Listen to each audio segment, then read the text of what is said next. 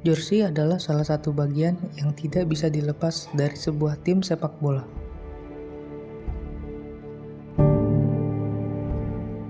Bahkan, melalui jersey kita bisa mengenal tim sepak bola karena ciri khas jersey tim tersebut.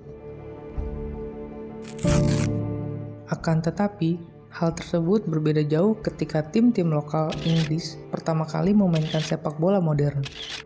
Saat itu, mereka tidak memusingkan baju apa yang akan dipakai saat bertanding. Karena pada waktu itu tidak ada aturan yang mengatur perlengkapan seragam untuk bermain bola.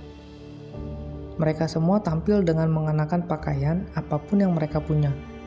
Terlebih lagi, klub juga belum mampu membiayai jersey yang akan dikenakan para pemain.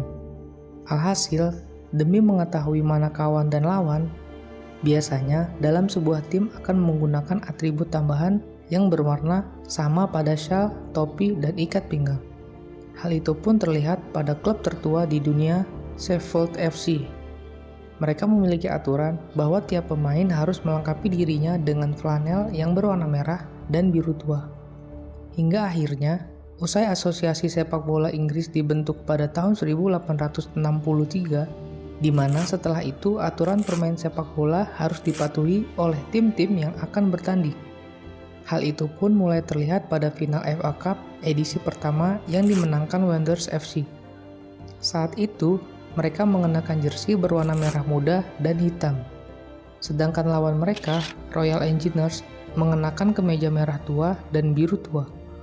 Pada tahun 1870-an, beberapa klub mulai menentukan warna jersey mereka sendiri, seperti Blackburn Rovers yang mengenakan jersey berwarna putih dengan dihiasi salib Maltese biru. Pada tahun-tahun ini, kabarnya kemeja putih polos cukup populer untuk dijadikan jersey. Hal itu dikarenakan harganya yang murah dan seperti yang diinginkan tiap pemain, karena mereka membelinya dengan uang sendiri. Memasuki akhir tahun 1800-an, semua klub yang berkompetisi sudah mengikuti aturan tentang jersey. Akan tetapi, permasalahan lainnya muncul, yaitu kedua tim memiliki warna yang sama. Hal itu pernah terjadi saat Wolves melawan Sunderland pada bulan September 1890. Saat itu, kedua tim menggunakan jersey dengan garis-garis merah dan putih. Namun, setahun kemudian, karena tidak mau lagi bentrokan pada warna jersey yang sama, Wolves merubah warna jersey mereka dengan warna oranye dan biru. Pada awal abad ke-20, beberapa jersey memiliki desain baru. Contohnya, pada Liga Final FA 1909, Manchester United saat itu mengenakan desain chevron strip, yang akhirnya diikuti oleh klub-klub lainnya seperti Goldsoft dan Birmingham. Selain keluarnya desain baru, jersey khusus penjaga gawang juga mulai ditentukan. Saat itu, penjaga gawang harus menggunakan warna atasan yang berbeda, agar petugas pertandingan dapat membedakan dari pemain lainnya. Warna atasan yang diperbolehkan pada saat itu berwarna merah atau biru. Tapi, beberapa tahun kemudian, warna hijau diperbolehkan, dan kini malah menjadi standar jersey kiper di Inggris. Di tahun 1920-an, penggemar sepak bola Inggris dikejutkan dengan jersey yang dikenakan oleh pemain Arsenal saat melawan Sheffield Wednesday. Saat itu, terlihat nomor punggung pada jersey yang dikenakan pemain Arsenal. Kala itu, nomor yang dipakai para pemain berurutan, dari 1 sampai 11. Urutannya berdasarkan kiper, bek, gelandang, dan nomor 11 digunakan penyerang sayap. Penggunaan nomor punggung yang dilakukan Arsenal saat itu ternyata atas inisiatif pelatih mereka, Hubert Chapman. Ia ternyata melakukan penomoran itu berdasarkan di atas lapangan. Saat itu, Chapman menggunakan formasi WM dengan 2 fullback, 3 halfback, dan 5 penyerang. Akibat inisiatif Hubert Chapman itu, FA akhirnya mempermanen aturan penggunaan nomor punggung pada tahun 1939. Dan aturan itu untuk pertama kalinya digunakan pada pertandingan final FA Cup yang mempertemukan Manchester City melawan Everton. Saat itu, pemain Everton menggunakan nomor 1 sampai 11, sedangkan Manchester City menggunakan nomor berikutnya yaitu 12 sampai 22. Akan tetapi, adanya nomor punggung pada jersey pemain ternyata mendapat pertentangan karena dianggap merusak warna jersey. Namun, karena dirasa bermanfaat bagi wasit, aturan itu pun tetap dipertahankan. Periode 1960-an, pada periode ini, jersey kembali mengalami evolusi dari segi bahan yang digunakan. Dari yang tadinya berbahan katun atau wol, beralih menjadi berbahan kain sintetis. Pada dekade ini, beberapa klub juga memperbolehkan menampilkan emblem atau logo pada jersey mereka, seperti Liverpool yang menempelkan logo mereka, yaitu burung komoran, dan Chelsea dengan singa biru yang berdiri.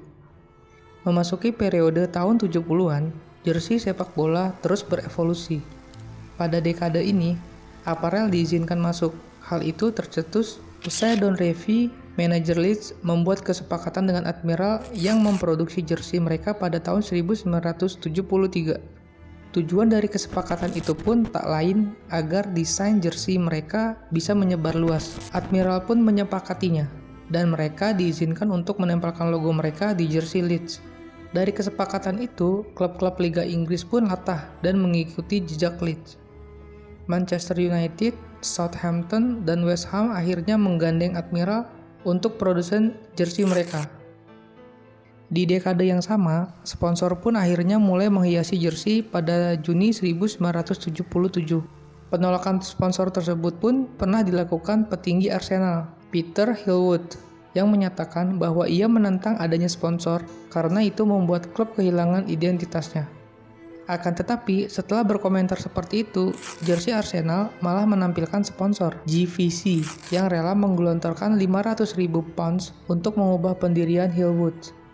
Dan klub profesional Inggris pertama yang menempelkan sponsor pada kostum mereka adalah Liverpool, yang kala itu bekerja sama dengan Hitachi dengan nilai £100.000 selama 2 musim. Pada era 1990-an, jersey pemain kembali ke ukuran yang lebih besar ketimbang ukuran asli pemainnya. Selain itu, pada era ini para pemain juga terlihat memasukkan baju mereka ke dalam celana. Pada awal abad ke-21 ini, teknologi yang dikembangkan pada jersey makin mutakhir. Selain itu, Kappa, produsen jersey asal Italia ini berani mendobrak tren jersey sepak bola dengan membuat konsep combat, di mana baju buatan mereka lebih ketat. Hal itu pun terlihat pada jersey Tottenham Hotspur, di mana pada tahun 2002, jersey mereka berbeda dari yang lain.